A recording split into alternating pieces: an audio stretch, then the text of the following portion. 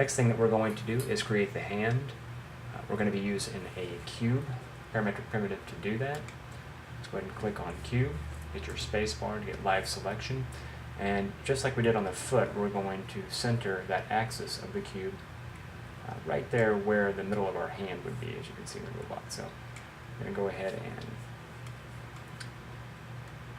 move that cube, and right there on the end. Now if you notice, our hand is actually up a little bit in the image itself.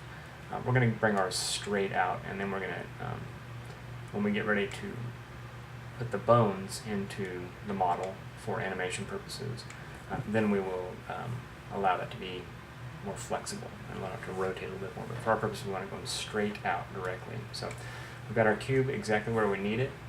We're going to use the scale tool on this one, clicking right outside of the model. I'm going to scale it in. Again, you notice I'm in the front menu here so I can see what I'm doing. And that looks pretty good in terms of our height. Scale it just a bit there. But I do want to bring it out just a little bit, give it a little bit more length. Using the move tool, I'm going to drag it out a bit from the wrist. All right, and if we look again in the right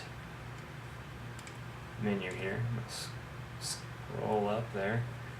You can see that it probably needs to be a little bit wider. Our hand needs to be.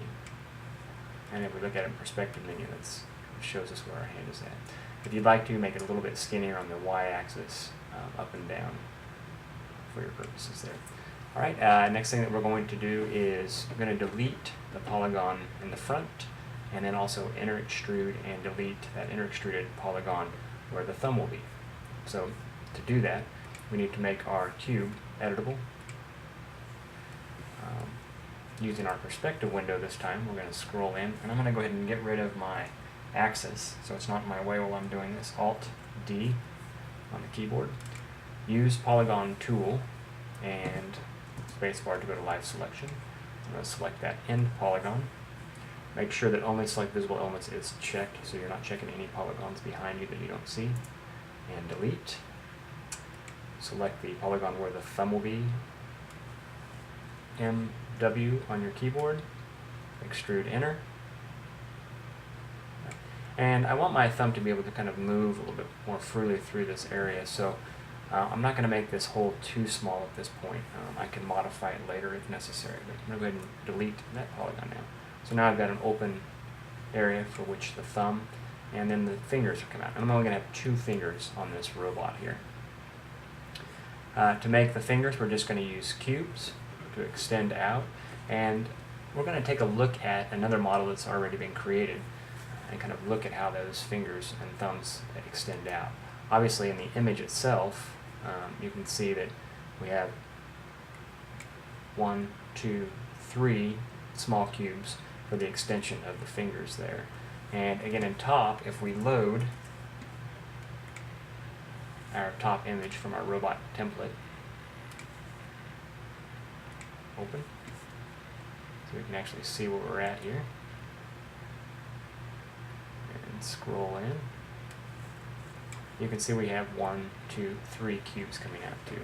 And I'm going to utilize the top menu here to actually bring those fingers in and keep it a little bit more accurate. It's probably the easiest way that we can see that.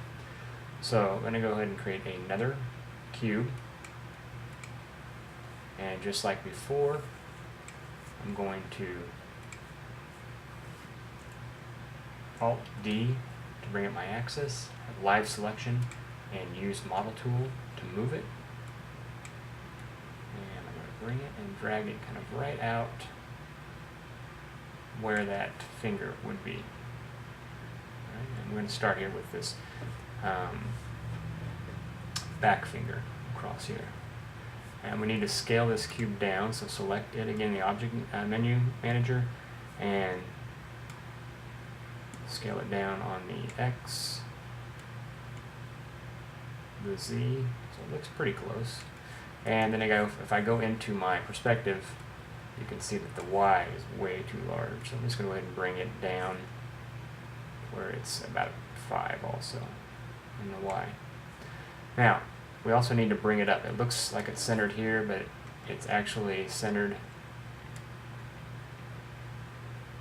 where the axis was placed. And so if we now look at our front menu and our right, then now we are pretty even with where the hand is at.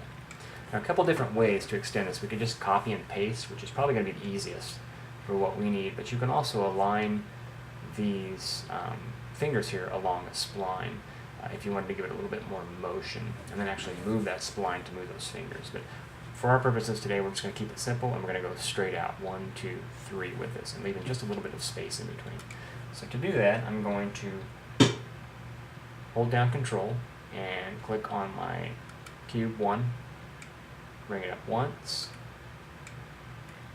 and twice. So 1, 2, 3. So now if I click on cube 2, I can bring it out a little bit further, and cube 3, and bring it out just a little bit further, and cube 2. Now before I go too far, I'm going to go ahead and label this, and I'm just going to have this as little finger. That's how we would actually designate it on our hand. And we're going to say 1. All. Copy that. So what I did is I just double clicked and selected all that. Command C on my keyboard. Command V to paste. And then I just put a 2 there. Again, double click that. Command V.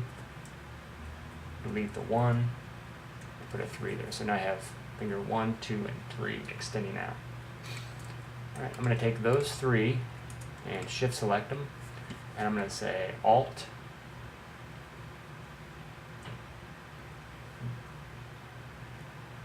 G on my keyboard, and what that does is create a null, another null object, and makes them a child of that parent. And we're just going to label that little finger.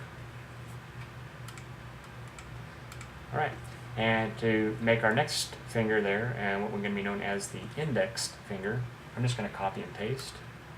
Again, Control on my keyboard, click and drag that up, label that index finger,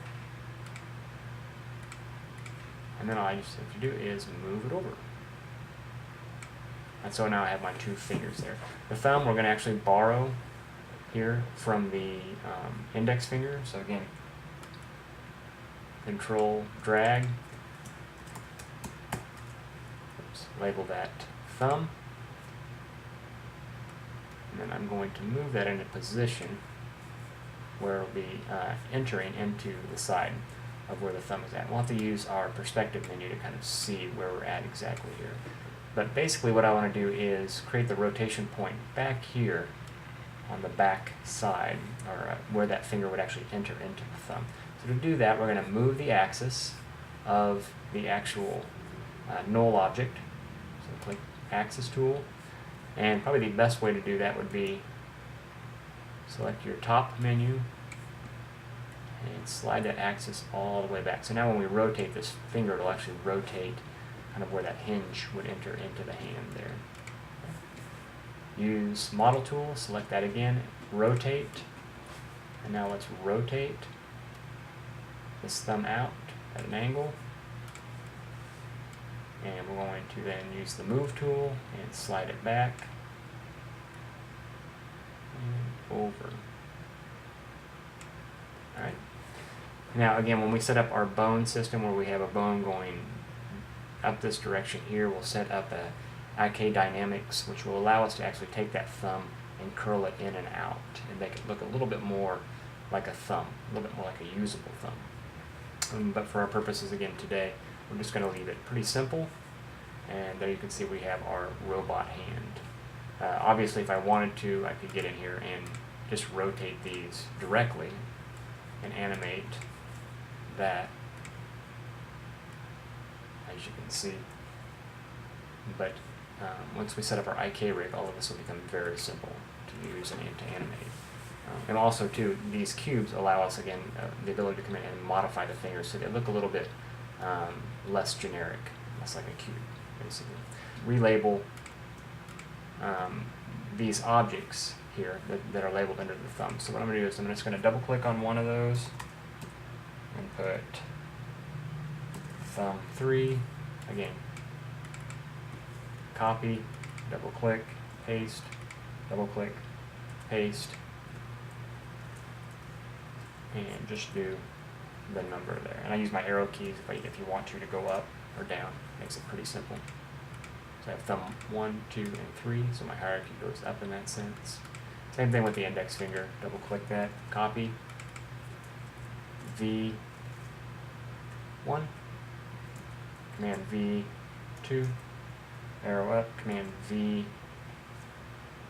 And so I've copied and pasted those. And now those are all labeled, so if I ever get kind of lost, I know where I'm at within my index here. Alright, what we also have here, as you can see, we have the hand, and that needs to be a part of the thumb, index finger, little finger, and the thumb. So what we're going to do is we're going to take these, the fingers here, and we're going to drag them as a child of the hand. So now if I were actually able to rotate the hand, the fingers would stay with that. Again, once we set up our IK, all of that will be independent and we won't have to worry about it. But for our purposes, by knowing that this is the hand, we are able to keep our object manager a little bit cleaner. Let's go ahead and do that with our leg, foot, and knee now also, so that those are all under one null object. So Alt-G, label that leg, and now we have our leg, arm, and hand, and body in separate motions. In the next tutorial, we're going to talk about making the head and also mirroring over our object so that we have the other side